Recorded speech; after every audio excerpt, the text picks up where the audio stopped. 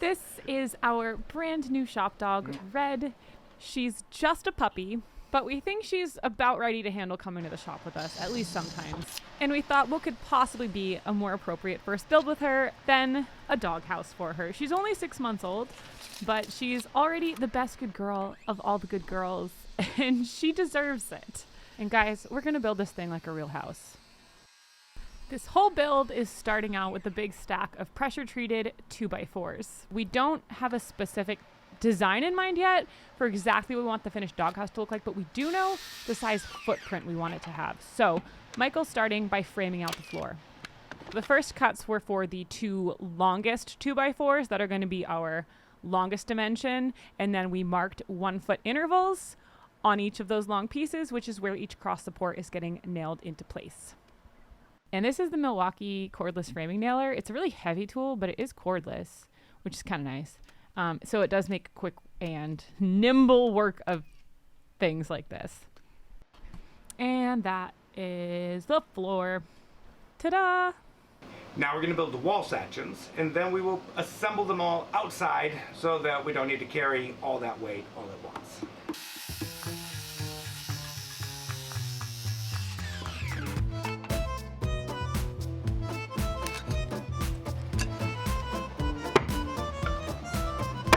From here, the framing process is pretty repetitive. It's just a matter of measuring each piece, cutting it, and building up the shape we want. We're starting with the back wall because it's going to be the most complex. We have 2 windows that we want situated ever so slightly above halfway up the wall. So we decided on measurements for that and then made it happen.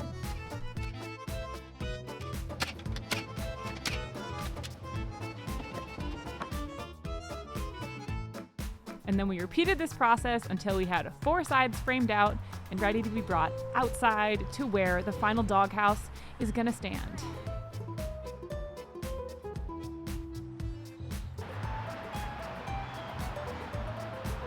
Red.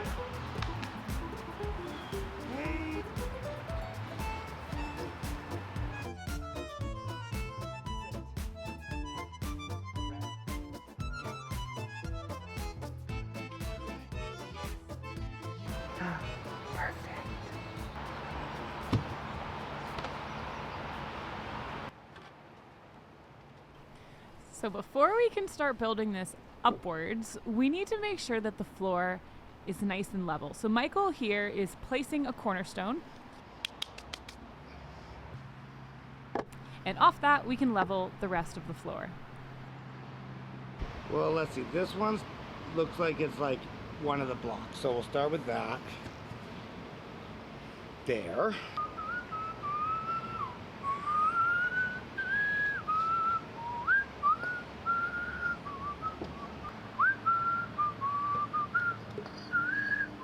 I somehow forgot to videotape it, but then we got the walls secured, and this is where we finished things off for day 1. So we have a nice level floor and base to build up off of as we head into day 2.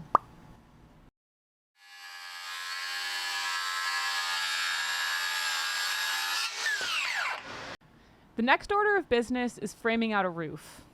We decided on a pitch that we thought would look nice, and then cut some more pressure-treated 2x4s to the appropriate angles and cut a whole lot of identical pieces so there'd be plenty to work with once we got outside. Oh yes. There it is.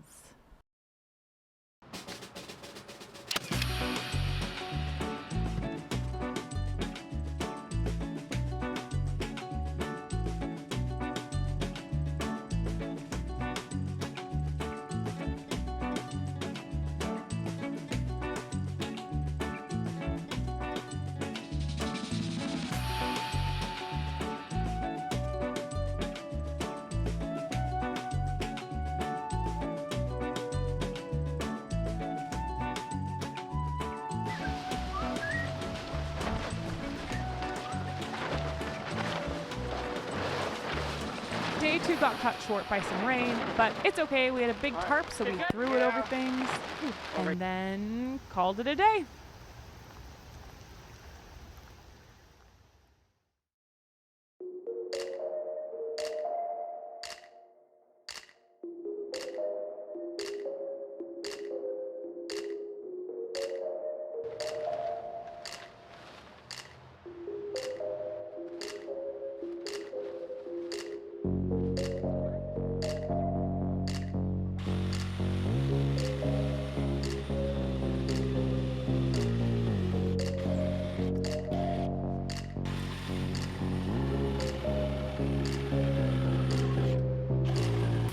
Red really loves to lounge in the shade outside, so we decided we wanted to put a front porch off of the doghouse with an accompanying roof section. She was very excited about this, as you can see here. So we're starting today off by framing out that roof section. Same process as before, just slightly smaller. Also, check out Red's sick sunglasses. Isn't she cute? Safety first.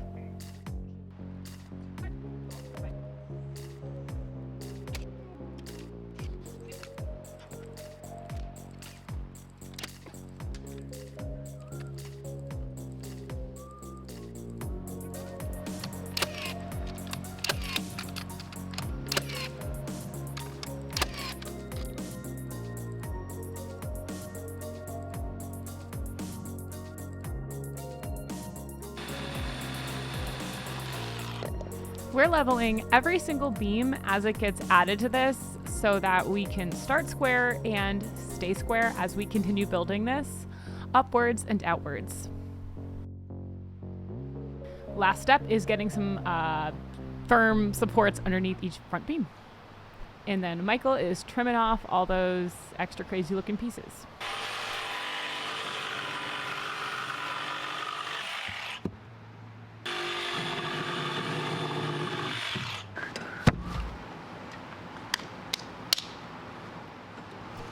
I'm gonna start making the siding for this house. And this is an element that we're both really excited about because we're gonna do live edge red oak siding. This is wood that we salvaged out of our own backyard, milled and kiln dried ourselves.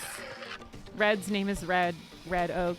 She would really appreciate the sentimentality of it if she could remotely wrap her head around it. We just know it. My bandsaw blade was really dull here too. I switched it out at some point, but anyway. It was annoying me in the clip, so I said it so I don't get a comment about it. So if you've been following along, all I did here was I split the slab right down the middle, and now I'm using that flat edge as a guide to get a nice perpendicular slice for my first pass off the slab, which results in a really janky looking piece of wood, but a nice right angle on my slab that I can now use to line up with the fence to get lots and lots of slices of live edge red oak that are going to become our siding.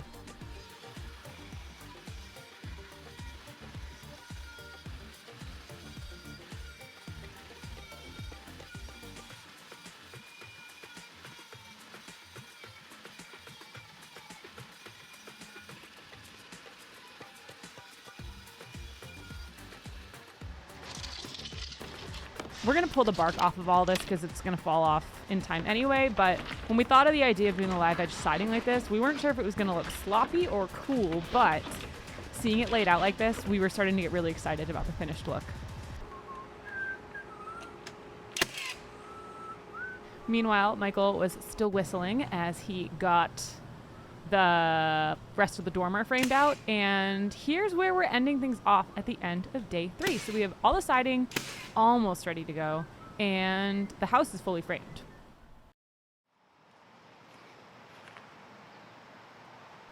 Okay, we're more than a couple days in now, and Red thinks it's cool, but she's starting to wonder where the walls are.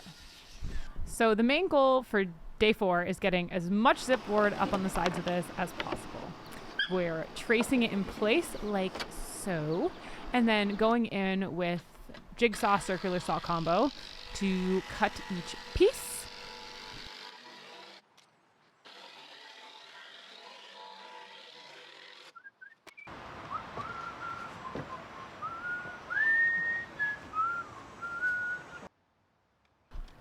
And each panel gets a whole bunch of nails to attach it to the house. And then one of us climbed inside and cut the window shapes out in place.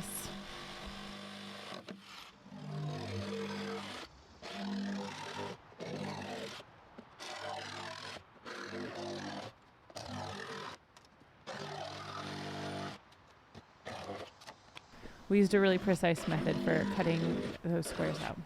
And yeah, that's the process. So let's repeat it a bunch of times till we have all the walls up.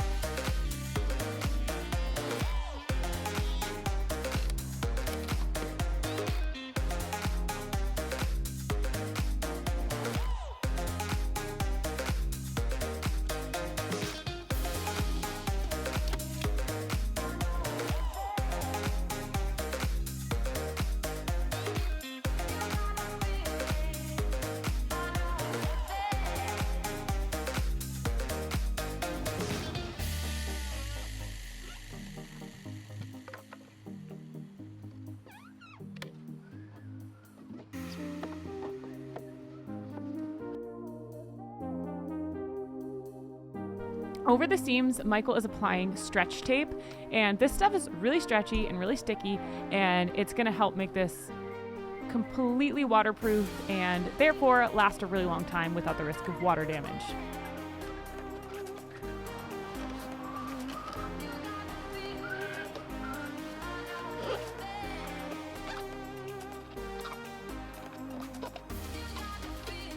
So importance is, see, I'm just overlapping a little bit on that next one. Yeah.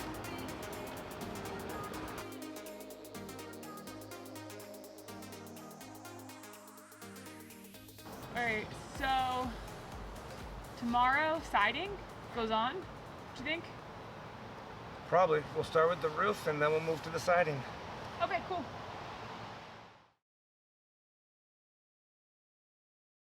The front side of the roof is going to be trickier to get positioned because of the irregular shape. So I'm going to start by making some templates to use as a guide for the cuts.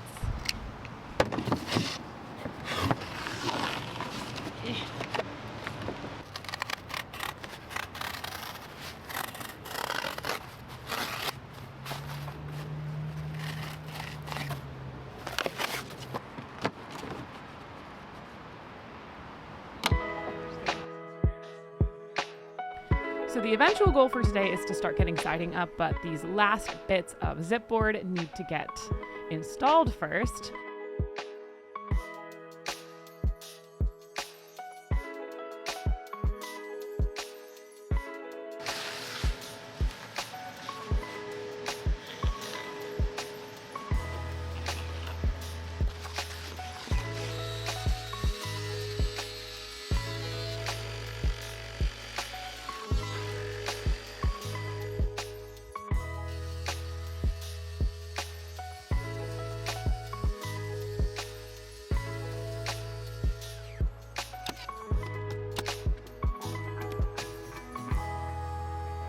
And then the same process was used for the two front pieces of the dormer, and I don't know why we have this weird camera effect for this shot, but enjoy. It's very dreamy. I don't know why. It just is like that. I didn't add that after.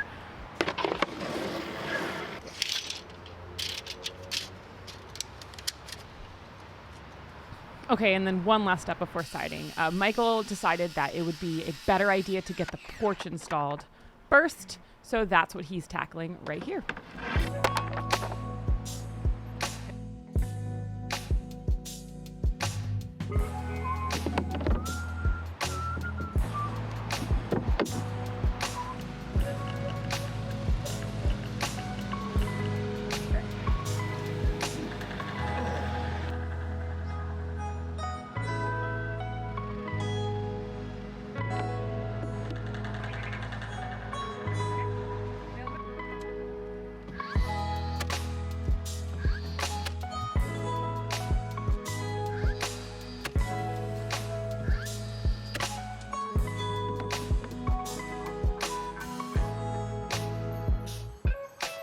The porch process is pretty easy here. Michael is just laying these in and nailing them down. This is surplus boards. That's the same boards that we have as our own back deck.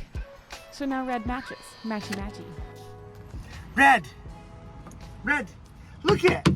I finished it. What do you think? What do you think of that? Oh, what do you think? Is it good?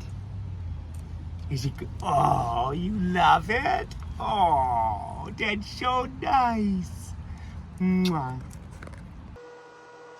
Meanwhile, I was actually getting to the siding. I really feel like today's plan didn't go as planned, but it's fine. This all needed to get planed first. We weren't gonna do this step, but then I was looking at the boards and I was like, why make it look pretty good when I could make it look great? So each panel went through the planer till it was nice and even. And while I did that, Michael got ice and water shield up on the roof because, again, we're building this like a real house. Only the best for Red the shop dog.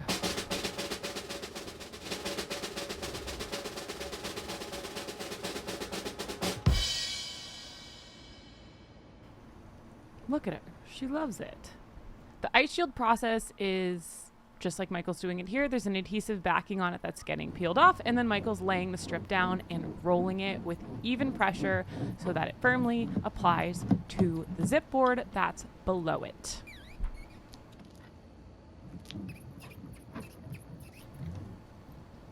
From there, using a knife, it's getting trimmed in place so that it perfectly fits the roof.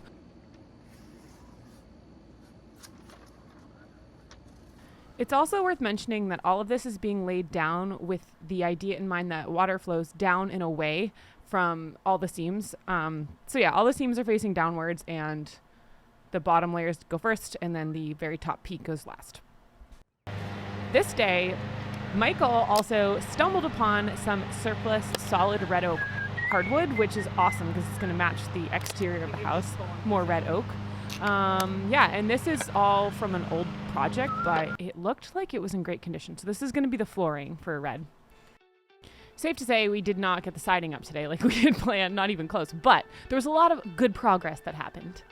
So as the sun started going down, we decided to just clean up and call it a day.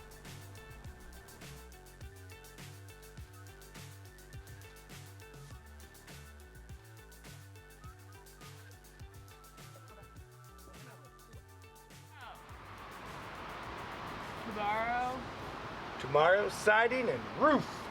Siding and roof? I think it'll look done tomorrow. Right? Because that trim. When does trim happen? After siding. Okay.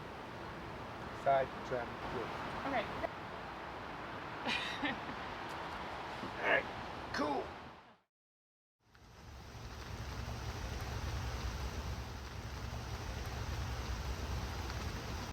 It's like blue over there. And then there's like one cloud.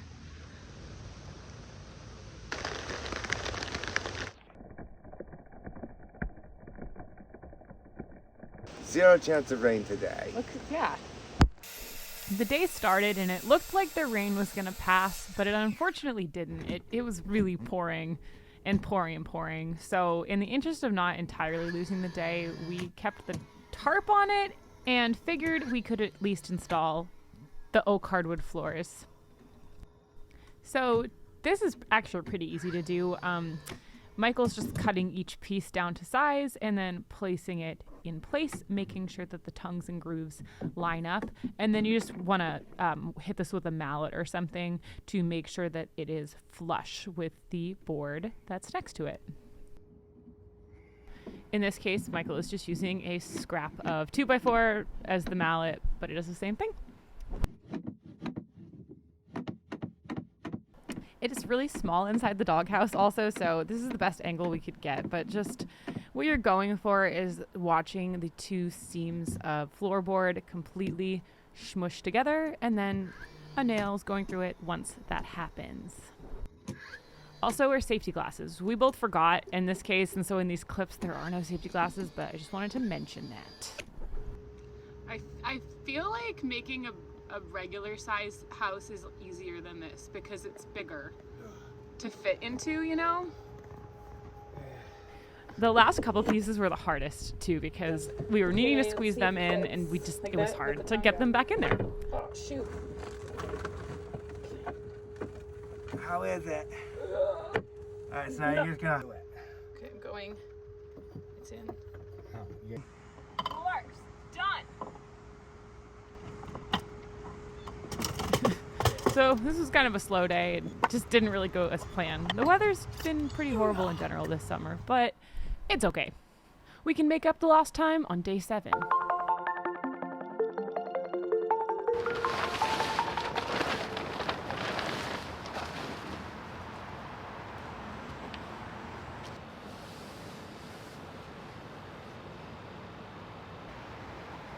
It smells like new house in here.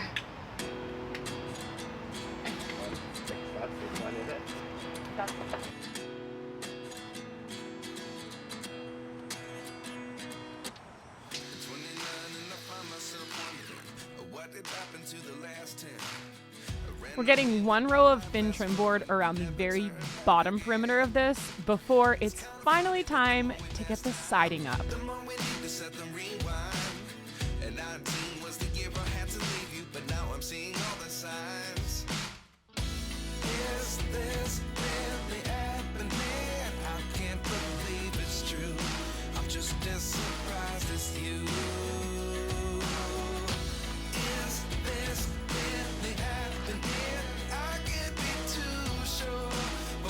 Because the siding is live edge, all the pieces look a little different. So we did take time to sort them so that we could kind of like artfully distribute where the siding was all going to go.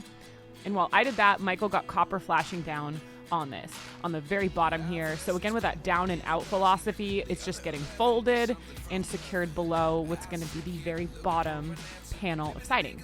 So if water were to flow over this, it's going to flow down and away from the house. This is getting tacked into place with some little pieces of that stretch tape that's on the seams.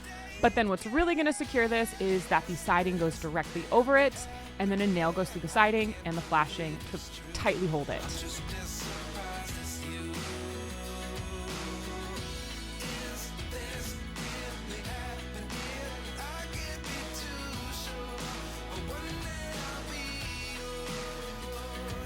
You'll notice that for this very first panel of siding, Michael placed the flat edge down so that it would sit flush with the trim board. Past this point, we're going to flip it though so that the live edge is going to go on the bottom.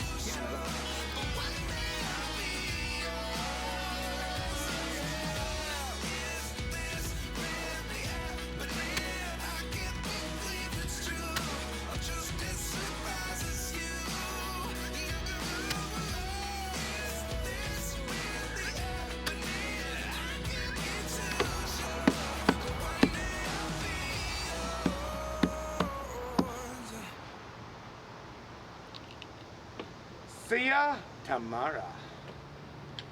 Good night.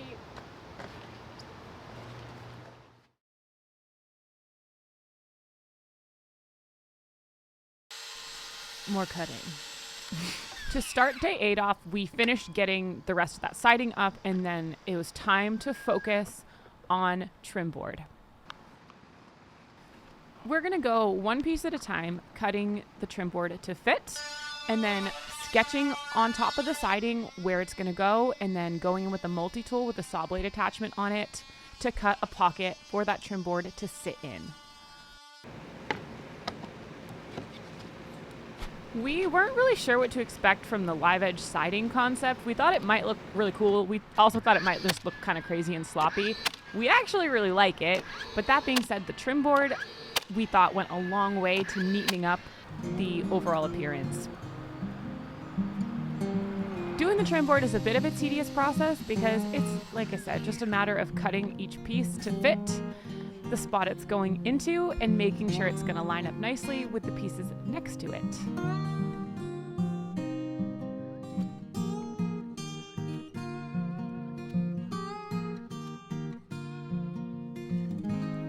We're drilling some air vents in and then adding little caps over that.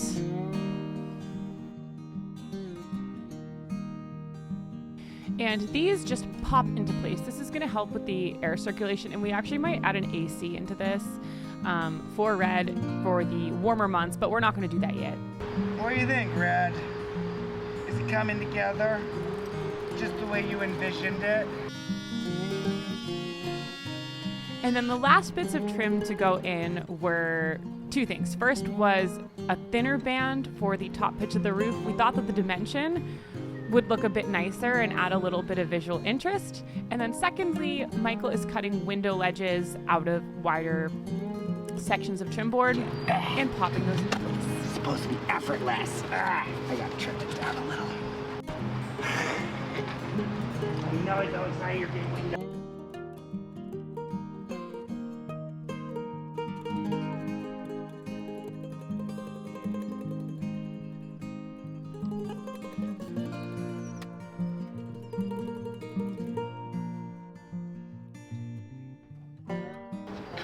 Cool.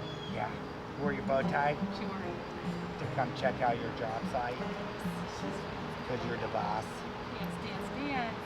Dance, dance, dance.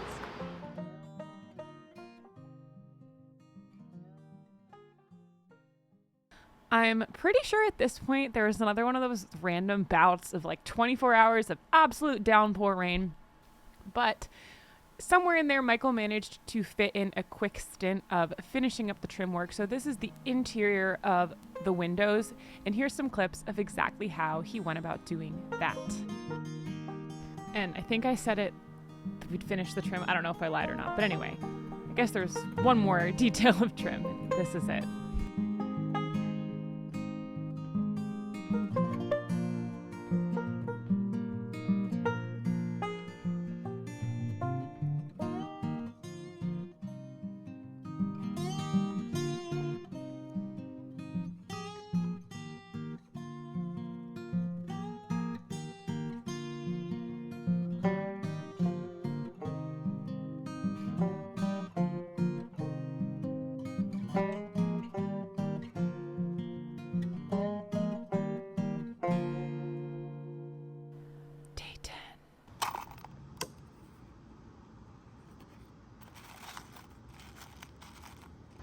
Time to do the roof. Roof, roof.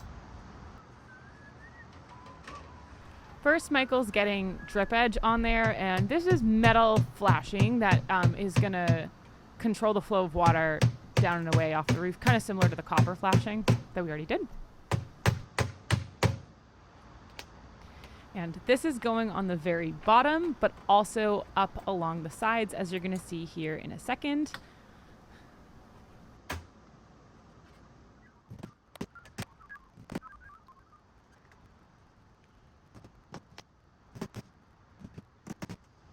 And then the asphalt shingles are going to go right above that and over that. The bottom row's where Michael's starting, and then they're getting stacked above that, layer by layer by layer, until there's a full roof. And this is being secured with nails and a hammer. I don't know if that was obvious though, but yeah. Not the like nail gun though this time.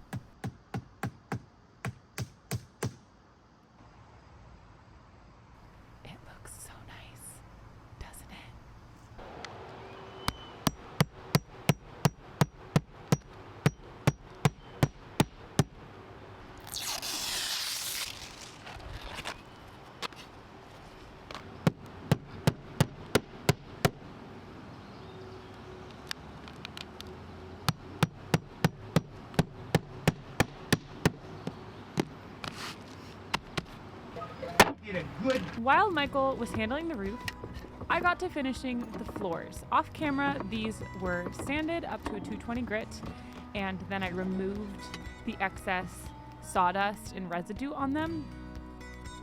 Next, I'm going into this varnish with a rag, and I am using circular motions and then long motions with the grain of the floorboards to get this varnish down. I'm gonna let this varnish cure and then do another layer of sanding and another layer of varnish and just build this up to 3 or 4 coats. So this will be nice and waterproof.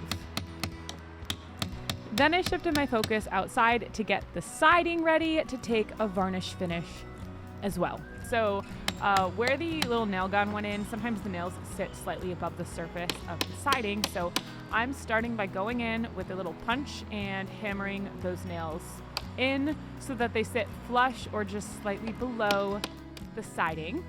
Then I ran the corner of a sanding sponge across every single panel of siding on that live edge to get any little wispies from the bark off. And then to handle all this sawdust and powdery film on the surface, I went in with a beeswax cloth. I don't know if I've just been under a rock. I'm new to these, but this is by far the best solution I've ever used for cleaning wood before a finish goes down. One last step is getting painter's tape over all of the trim board to protect it from the spray-on varnish.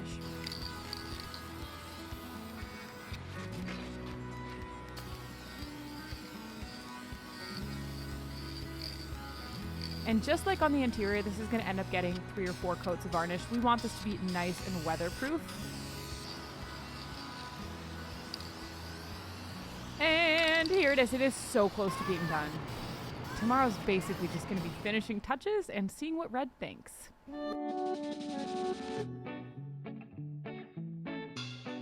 Let's get it done.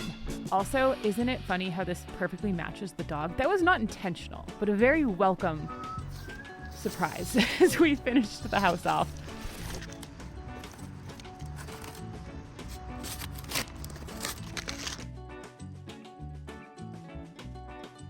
After we got all the tape off, we decided that we wanted to add some light fixtures to the front 2 posts to break it up a bit visually, but also we thought it would just be a fun feature for Red. So we are measuring out where those are going to be positioned and installing them. We chose these light fixtures that look kind of like flames, and they charge in the sunlight and are solar powered and turn on automatically when the sun goes down.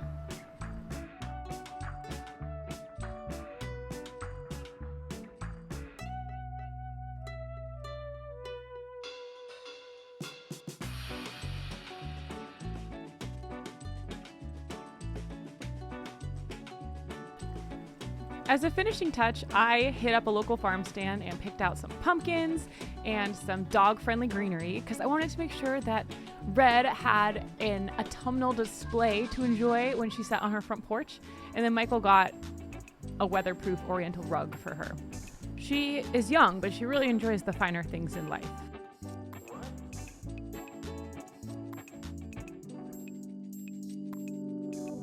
If she lays down on her carpet, it means that she loves her doghouse. Yes! We knew she'd love it.